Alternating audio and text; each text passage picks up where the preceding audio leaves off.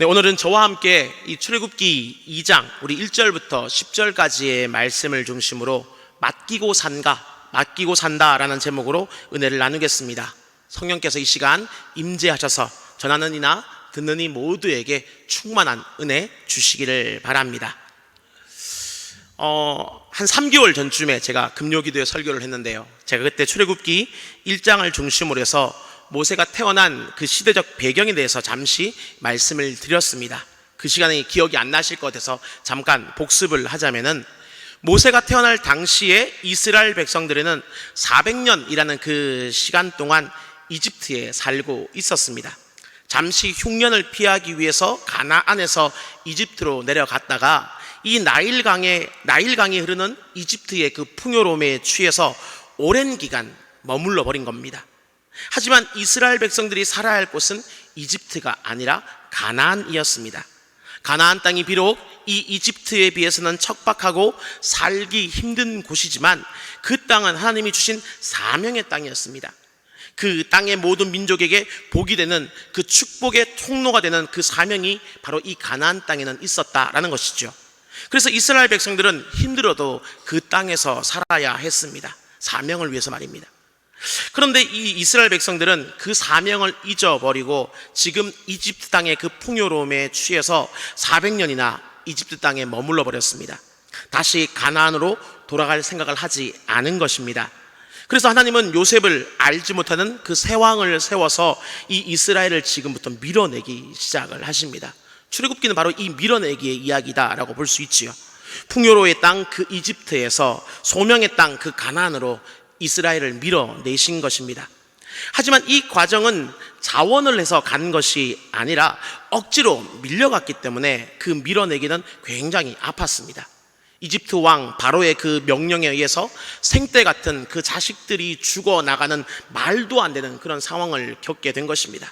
수많은 이스라엘의 남자 아기들이 이 시기에 죽임을 당했습니다. 이에 자식을 잃은 이스라엘 부모들의 그 한 맺힌 울음이 하늘에 사무쳤지요. 하지만 이때 하나님은 아무런 응답이 없으셨습니다. 이스라엘이 간절히 기도했지만 왕의 명령이 없어지지도 않았고 또 다른 어떤 상황이 달라지지도 않았습니다. 도무지 하나님의 그 응답이 없었습니다. 그래서 하나님이 안 계신 것처럼 그렇게 보였습니다. 그러나 다시 한번 이야기하지만 이 모든 과정은 이스라엘을 이집트에서 가나안으로 밀어내기 위한 하나님의 일하심이었습니다. 비록 이집트 왕의 그 악한 계획을 사용하기는 하셨지만 400년이라는 그 기간 동안 엉덩이가 무거워진 그 이스라엘을 밀어내기 위해서 어쩔 수 없이 겪어야 되는 그런 과정이었다는 것이죠. 그렇게 하나님은 이스라엘을 다시금 사명의 자리로 부르셨습니다. 그러므로 이스라엘처럼 하나님의 어떤 선택받은 백성인 우리 그리스도인들은요, 반드시 기억을 해야 합니다. 우리는 이 세상의 풍요로움을 누리기 위해서 이 땅을 살아가는 그런 존재가 결코 아닙니다. 우리는 사명을 이루기 위해서 이 땅을 살아갑니다. 따라서 우리는 이 땅의 풍요로운 삶을 목표 삼아서는 결코 안 됩니다. 이 땅에서 잘 먹고 잘 사는 것이 우리의 사명이 아니기 때문입니다. 대신 우리는 정말 주님께서 주신 그 사명을 목표 삼아 살아가야 됩니다. 하나님의 그 뜻을 이루고 땅의 모든 민족이 복을 받게 하는 그 축복의 통로로 살아가야 되는 것입니다. 삼위일체 하나님을 모르고 죽어가는 영혼이 없도록 전도를 사명으로 삼아 살아가야 되고, 또한 성령 충만을 사모해야 하며 예수님께서 본을 보이신 바로 이 거룩을 담기 위해 우리는 그렇게 살아가야 되는 것입니다. 이것이 바로 믿는 그리스도인들에게 주어진 사명입니다. 근데 만약 우리가 이 사명을 잊고 이 땅의 풍요로움에 취해서 살아가게 된다면 여러분 조심하십시오. 하나님은 오늘 본문의 이 이스라엘 백성들처럼 우리 역시 이 사명의 자리로 밀어내실 것이기 때문입니다. 그리스도인들의 삶은 이 땅에서 잘 먹고 잘 사는 것이 결코 아니기 때문에 이 세상에 취해 있는 자리에서 정신을 차리도록 우리를 흔들어 깨우실 것입니다. 그러므로 우리는 이 땅에 취해 살지 않도록 항상 깨어 있어야 합니다. 억지로 하나님께 밀려가지 않도록 정신을 차려야 한다라는 것입니다.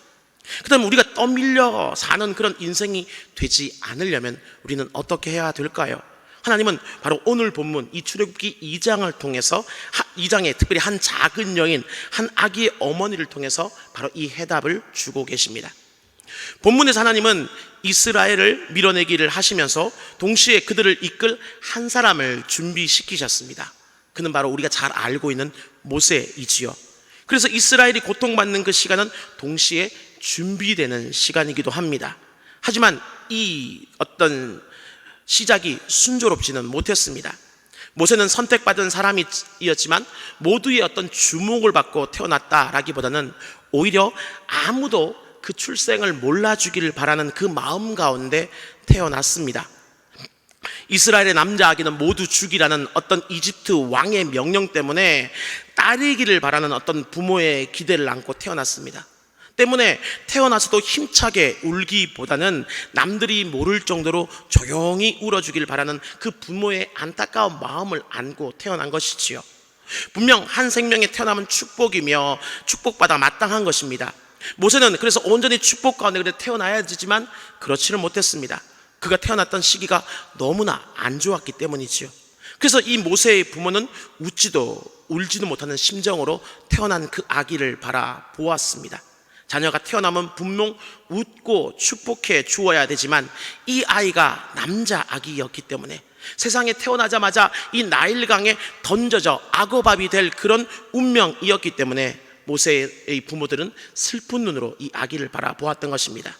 이처럼 어떤 출생은 부모로부터도 축복받지 못할 수도 있습니다. 새 생명의 탄생은 언제나 축복받아 마땅하지만 여러 가지 상황상 그렇지 못할 때가 분명 있습니다. 하지만 그 출생이 축복받지 못했다라고 해서 그 태어남이 잘못되었다든지 혹은 왜 태어났냐라고 올림받아야 되는 것은 결코 아닙니다. 하나님은 한 영혼을 천하보다 더 귀하게 보신다라고 분명 말씀하셨습니다. 그래서 하나님은 이 한 영혼의 탄생을 온 우주의 탄생보다 더 귀하게 보십니다. 그러므로 비록 이 세상으로부터 축복받지 못하는 그 어떤 출생이라 하여도 결코 잘못된 출생은 없습니다. 요즘 유행하는 말처럼 태어남을 당한 것이 결코 아니라는 것입니다. 다만 상황이 좋지 못했을 뿐입니다. 뿐만 아니라 하나님은 한 생명을 세상에서 창조하실 때 결코 의미 없이 창조하지 않으셨습니다. 하나님은 한 생명 한 생명마다 각자의 어떤 삶의 의미와 소명을 가지고 태어나게 하셨습니다. 그러므로 그리스도인들은 자신을 비롯한 모든 출생을 바라볼 때 축복하고 그를 축하해 주어야 된다는 것을 잊지 마시길 간절히 소망합니다. 그렇게 어떻든 모세는 이집트 땅의 한 레위인의 가정에서 태어났습니다. 비록 태어날 당시가 남자 아기에게 매우 위험한 그런 시대였기 때문에 온전히 축복받지는 못했지만 그럼에도 모세는 하나님의 그 기대를 품고 이 땅에 태어났습니다.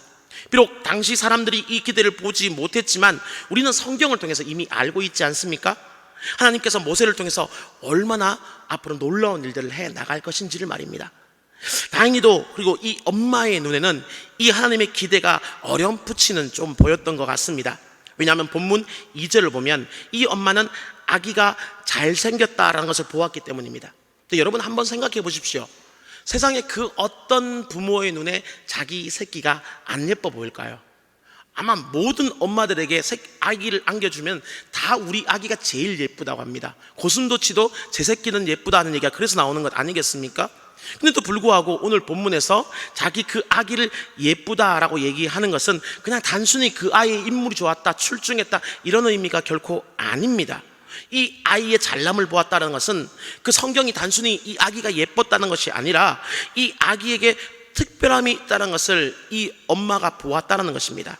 특별히 여기서 잘생겼다라는 이 말이 히브리어로 토브라는 이런 단어를 쓰고 있는데요, 이 토브는 하나님께서 천지를 창조하시고 난 다음에 그 창조된 세상을 바라보면서 보시기에 좋았더라라고 말씀하셨던 그 좋았다라는 표현이 바로 이 히브리어 토브입니다. 한마디로 지금 이 모세의 출생은 하나님이 보시기에 좋은 그런 아름다운 출생이었다는 거죠. 그러므로 이 아기 엄마는 단순히 아기의 잘생김을 보았다는 것이 아니라 이 아기를 향한 하나님의 그 좋았다라는 감탄사, 그리고 이 아기를 향한 하나님의 그 기대를 보았다라고 이해하는 것이 좀 더 바른 의미입니다. 그래서 그녀는 생명의 위협을 무릅쓰고 바로 이 하나님의 기대를 가해친 아이를 3개월이나 숨겼습니다. 하지만 아이를 길러보시면 알겠지만 아이는 갈수록 울음소리가 커져갑니다. 처음에는 작게 울었지만 시간이 지날수록 그 아이의 울음소리는 우렁차져 갔을 겁니다. 특히 남자아이들은 특히 더 심합니다. 그러다 보니까 이 3개월이 지나는 순간 어느 순간 이 아이를 숨길 수가 없었습니다. 성경에 기록은 없지만 아마도 시간이 지날수록 이 아이의 울음이 커져서 몰래 키우기 참 힘들었을 겁니다. 언제 아기의 이 울음소리가 집 밖에 들릴지 모르는 그런 상황이 된 것이죠. 이에 지금 이 여인은 어쩔 수 없이 갈대로 만든 이 상자를 하나 구해서는 그 안과 밖을 역청과 송진을 칠했습니다. 상자 안에 물이 새지 않도록 말이죠. 그리고 그 속에 3개월 된 그 아기를 뉘어서 나일강에 띄워 보냈습니다. 지금 이 출애굽기를 기록한 사람은 모세이기 때문에 지금 어쩌면 모세는 자신의 이야기를 아주 담담하게 기록을 하고 있지만 이 아기를 띄워보낼 수밖에 없었던 그 모세의 어머니 요게벳의 심정은 아마 그렇게 담담하지 못했을 것입니다. 아마 이루 말할 수 없을 정도로 아마 요동을 쳤겠지요. 3개월 된 그 아기를 갈대 상자에 넣어서 강물에 띄워보내야 된다는 것은 이 엄마의 입장으로서는 아주 고통스러운 그런 순간이었을 겁니다. 저도 부모가 되어 보니까 좀 이해가 되더라고요. 그리고 이런 엄마의 심정을 잘 표현한 찬양이 있습니다. 한두 번 들어보셨겠지만 요게벳의 노래라는 찬양인데요, 거기 보면 이런 가사가 하나 등장을 하고 있습니다. 정처 없이 강물에 흔들흔들 흘러내려가는 그 상자를 보며 눈을 감아도 보이는 아이와 눈을 맞추며 주저앉아 눈물을 흘렸겠지. 어떻습니까? 엄마의 그 가슴앓이가 좀 느껴지십니까? 창자가 토막토막 끊어지는 슬픔을 우리는 보통 단장의 슬픔이다 라고 이야기를 합니다. 보통 부모가 자식을 잃었을 때 이 표현을 많이 쓰는데요, 바로 지금 이 요게벳의 그 심정이 바로 이 단장의 슬픔이었을 것입니다. 하지만 이 요게벳의 노래는 여기서 멈추지 않습니다. 그 다음에 보면 또 이런 가사도 등장을 하고 있지요. 너의 삶의 참주인, 너의 참 부모이신 하나님 그 손에 너의 삶을 맡긴다. 너의 삶의 참주인, 너를 이끄시는 주 하나님 그 손에 너의 삶을 드린다는 것입니다. 물론 이 성경에 이 어떤 가사의 내용이 나오지는 않습니다. 다만 우리가 4절을 미루어 보았을 때 우리가 이런 가사의 내용을 충분히 아마 읊조렸을 것이다 라고 어떤 추측은 해볼 수 있습니다. 왜냐하면 4절을 보시면 모세의 누이 미리암이 동생이 어떻게 되는지를 살폈다라는 내용이 나오고 있는데, 전승에 의하면 이때 당시 미리암의 나이는 10살 미만이었습니다. 근데 이 10살 미만의 아이가 스스로 판단해서 이 동생을 따라가고 이 동생이 어떻게 된지를 살폈다라는 것은 좀 쉽게 이해하기 어려운 이야기입니다. 그렇게 봤을 때 아마 그 엄마가 요게벳이 미리암을 시켜서 그 동생을 한번 살펴봐 달라라고 이야기를 했을 것입니다. 결국 엄마 요게벳은 아들을 떠나려 보내면서도 이 가사처럼 하나님이 인도해 주시기를 기도하고 기대했던 것입니다.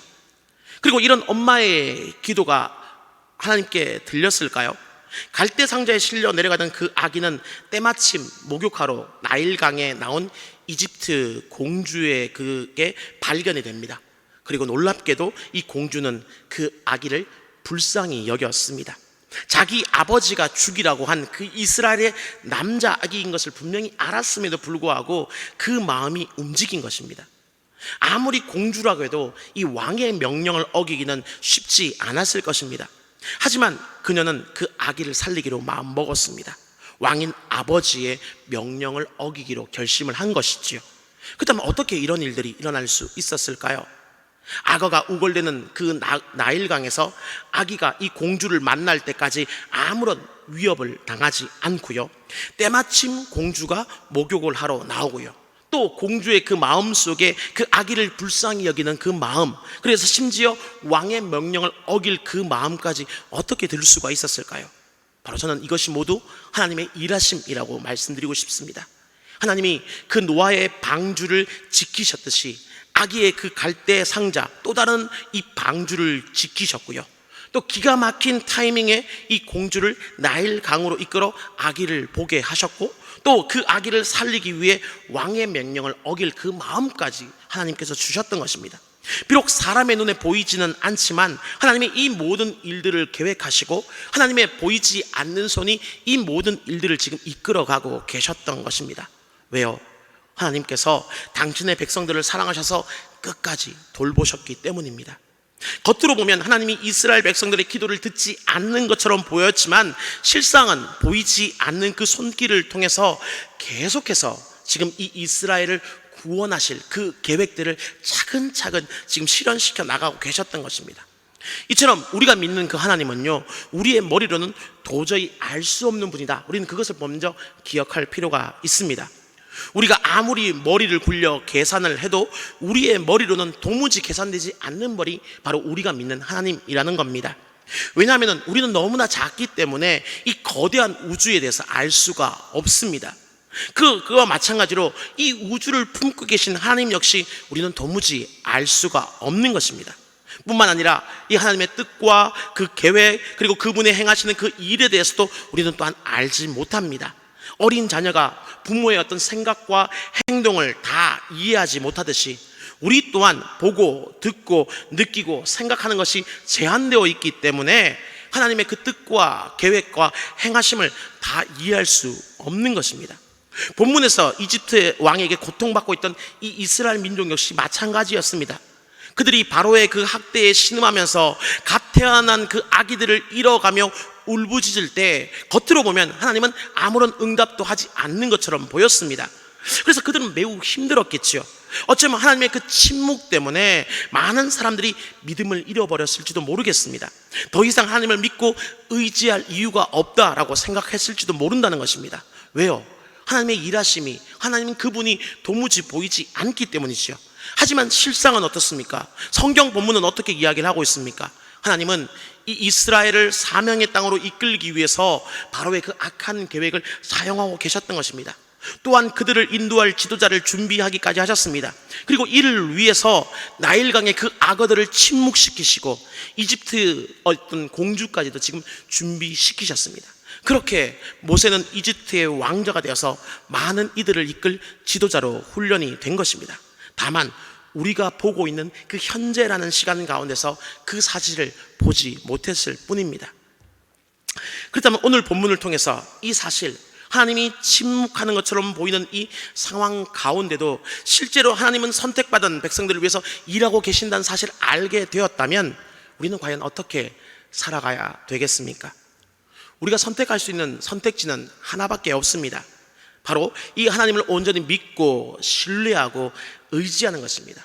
소위 말해 맡기는 것이죠. 그분의 계획을 비록 자세히 알 수는 없지만 지금 내가 겪는 그 어떤 일도, 심지어 고난까지도 그분의 계획 가운데 있음을 믿고 그분을 따라가는 것입니다. 히브리서 말씀이 이 사실을 잘 설명해 줍니다. 히브리서 11장 6절 말씀인데요, 우리 화면을 보면서 같이 한번 읽어보겠습니다. 시작. 믿음이 없이는 하나님을 기쁘시게 하지 못하나니 하나님께 나아가는 자는 반드시 그가 계신 것과 또한 그가 자기를 찾는 자들에게 상 주시는 이심을 믿어야 할지니라 는 말씀입니다. 여기 보면 히브리 기자는 두 가지를 우리가 믿어야 된다라고 이야기합니다. 그 첫 번째는 하나님은 계신다라는 사실입니다. 하나님은 계신다. 또 한 가지 사실은 하나님은 우리에게 상 주신다라는 그 사실이지요. 특별히 여기서 우리가 상 주신다라고 이야기를 하고 있지만 이 상은 다른 그 어떤 것이 아니라 하나님 그 자신이다라고 볼 수 있습니다. 왜냐하면 창세기 15장 1절에서 하나님은 이렇게 말씀하셨기 때문입니다. 나는 너의 방패요 너의 지극히 큰 상급이니라. 내가 바로 너의 상이다 라고 하나님은 말씀하셨습니다. 근데 생각외로 수많은 사람들이 하나님이 계시다라는 그 사실은 인정을 하면서도 하나님이 자신을 우리에게 주신다라는 이 사실은 잘 믿지 못하는 경우가 참 많이 있습니다. 하지만 하나님은 하나밖에 없는 아들, 그 독생자 예수 그리스도를 이 땅에 보내셔서 정말 죄인인 우리를 위해서 대신 죽게 만드심으로 말미암아 자신을 주셨고 당신의 그 사랑과 선하심을 우리에게 분명히 보여주셨습니다. 로마서 그래서 5장 8절이 이렇게 이야기를 하고 있지요. 같이 다시 한번 읽어보겠습니다. 시작. 우리가 아직 죄인 되었을 때에 그리스도께서 우리를 위하여 죽으심으로 하나님께서 우리에 대한 자기의 사랑을 확증하셨느니라. 따라서 이 하나님을 믿는다라는 것은 어떤 경우에도 우리를 사랑하사 우리에게 자기 자신을 주신 그분을 믿고 그분께 나의 삶을 전적으로 맡기고 살아가는 것이 진짜 믿음입니다. 그렇기 때문에 이 믿음은 내가 알지 못하는 하나님을 믿고 따라가는 어쩌면 모험이다라고 말할 수도 있습니다. 우리는 가끔 내가 다 알고 내가 이해해야지만 믿을 수 있다라고 생각을 하지만, 다시 한번 말씀드리지만 이것은 착각입니다. 우리 인간의 머리는 도무지 이해할 수 없는 분이 바로 이 하나님이시기 때문입니다. 또한 그분이 만약 우리의 머리로 이해할 수 있는 분이라면 그분은 진짜 하나님이 아닐 겁니다. 인간의 수준만큼 생각하고 인간의 수준만큼 계획하고 인간의 수준만큼 일할 수 있는 것은 인간이지 결코 하나님이 될 수 없기 때문입니다. 그러므로 인간이 어떤 머리로 계산할 수 있는 일을 뛰어넘는 일을 하실 수 있는 분이 하나님이시다. 우리는 그 사실을 분명 기억해야 되는 겁니다. 그래서 이 참된 기독교 신앙은 지적으로 이해해서 되는 것이 아니라 도무지 이해할 수 없고 알 수 없는 그 하나님을 믿고 의지하면서 바로 그 보이지 않는 손에 나의 삶을 맡기고 그 인도하심에 순종하는 가운데 하루하루를 살아가는 것입니다. 그리고 그렇게 살아가다가 어느 순간 잠깐 멈춰서 내가 지나온 그 모든 시간들을 되돌아보니 내 모든 삶이 하나님의 선하신 계획 가운데 그분의 인도하심 가운데 있었구나라는 것을 깨닫게 되는 것이 어쩌면 우리 믿는 그리스도인의 삶이다라고 말할 수 있을 것입니다. 그리고 저는 이것을 개인적으로는 목사가 되고 난 다음에 절실하게 깨닫게 되었습니다. 저는 남들보다 조금 늦게 31살에 신대원에 들어가게 되었습니다. 그러니까 제 친구들이 다 목사 안수를 받을 때 저는 늦가기 신학생이 된 것입니다. 왜냐하면요, 목회자가 되라라는 이야기를 그 전부터 몇 번 들어왔는데 이 목회자가 너무 되기 싫어서 계속 이렇게 뺀질거리면서 도망을 다녔기 때문입니다. 저희 어머님이 전도사님이시다 보니까 이 목회자의 삶을 조금은 엿볼 수 있었는데 이 목사님들만큼 좀 초라해 보이는 분들이 없어요. 항상 여성도님들 몇 분을 이렇게 모시고 다니면서 이렇게 남 상담해 내주고 열심히 또 일하고도 또 요거도 먹고 뭐 이런 모습들을 보면서 정말 저거는 하지 말아야지 이런 마음을 먹었던 겁니다. 그러다가 뭐 우여곡절을 겪는 가운데 또 법대를 나오고 그 대학원을 마치고 늦은 나이에 제가 군대를 가게 되었습니다. 28에 갔는데요. 근데 이 제대할 때 30쯤 제가 제대할 때가 되었는데 이미 대학원도 졸업하고 나니까 제대하고 난 다음에 도무지 뭘 해야 될지 모르겠다라는 어떤 막막한 마음들이 들었습니다. 제가 갈 수 있는 길이 모두 막혀버렸던 것이죠. 그래서 그런 막연한 마음들을 가지고 부대 안에 있던 그 교회에 가서 혼자 한참을 울면서 기도를 했습니다. 처음에는 이렇게 저를 불쌍히 여겨달라 기도하다가 1시간이 정도 지나니까 이제 속에서 화가 치밀어 오르기 시작하더라고요. 그래서 제가 하나님께 이렇게 좀 건방지게 이렇게 따지듯 물었습니다. 하나님, 제 나름대로 열심히 착하게 잘 살아왔고요, 하나님 말씀에 순종하면서 살아왔고요, 제가 정말 하나님이 하라고 해서 안 한 게 뭐가 있습니까? 라고 항변하듯이 그분께 이렇게 기도를 했습니다. 기도인지 뭐 외침인지 모르겠지만, 근데 그때 그 순간 하나님께서 저에게 환상을 순간적으로 보여주셨습니다. 그러니까 그때로부터 약 10년 전, 제가 약 20살 때 어떤 한 기도하던 장면을 보여주셨는데요. 저는 그 사실을 잊어버리고 있었는데 하나님은 잊지 않고 계셨던 모양입니다. 제가 대학 진학을 앞두고 하나님께 이렇게 감히 기도를 했더라고요. 하나님, 저의 대학 진학을 도와주시면 대학 졸업할 때 하나님이 가길 원하시는 길을 가겠습니다. 아시죠? 가길 원하시는 길을 가겠습니다. 이거 굉장히 위험한 발언인데 못 모르고 그 이야기를 했더라고요. 그리고 이어서 한 장면을 더 보여주셨는데요. 그게 마침 딱 제가 대학을 졸업할 때쯤이었습니다. 근데 그때 저희 집에 이제 목사님 몇몇 분이 오셔서 신방을 하고 해주시고 또 기도를 해주시고 났는데, 기도 후에 그 목사님들이 저한테 그러시더라고요. 아무리 봐도 우리 형제에게 목회의 사명이 있는 것 같으니까 신대원을 진학하면 좋겠습니다 라는 권면을 주셨습니다. 하지만 당시 이제 고시를 준비하고 있었고 은혜롭게 또 1차를 합격해서 2차를 준비하고 있던 상황이었고 또 이미 장학금을 받고 대학원을 가기로 다 이야기가 된 터였기 때문에 그 말이 전혀 제 귀에 들어오지 않았습니다. 그래서 저는 건방지게도 목회자만 주의 종입니까? 우리 장로님들도 안수 집사님들도 충분히 주의 종이 될 수 있는데 저는 돈 많이 버는 장로님이 되어서 교회에 충성하겠습니다, 그렇게 이야기를 감히 했던 겁니다. 잘 모르고 했습니다. 우리 장로님들이 좀 양해해 주시길 바랍니다. 어떻든 하나님께서는 이 두 장면을 연속적으로 딱 보여주시면서 저에게 딱 이렇게 얘기하시는 겁니다. 너 나하고 약속을 해놓고 그 약속을 안 지켰지 않냐. 근데 그때까지 열심히 기도하다가 그 두 장면을 보시고 하나님이 그 어떤 음성이 내 쪽으로 들리고 나자 제 입이 탁 막혀 버렸습니다. 그 다음에 어떻게 되었을까요? 제가 순종을 했을까요? 그렇다면 여러분 너무 큰 착각이십니다. 인간의 죄성은 그렇게 쉽게 이렇게 은혜 가운데 덮여지지 않습니다. 제 안에 죄성이 특별히 더 컸는지 모르겠지만 저는 그 말에 수긍을 바로 하지 못했습니다. 그리고 그때 이제 곁다리로 들었던, 어머니께 들었던 그 기도원의 양털 기도라는 게 갑자기 생각이 났습니다. 그러면서 하나님께 이렇게 딜을 하기 시작을 했습니다. 하나님, 지금 뭔가를 보여주시고 들려주셨는데 이게 정말 하나님의 음성인지 아니면 제가 개인적으로 너무나 답답해서 제 생각이 그냥 든 것인지 저는 모르겠습니다.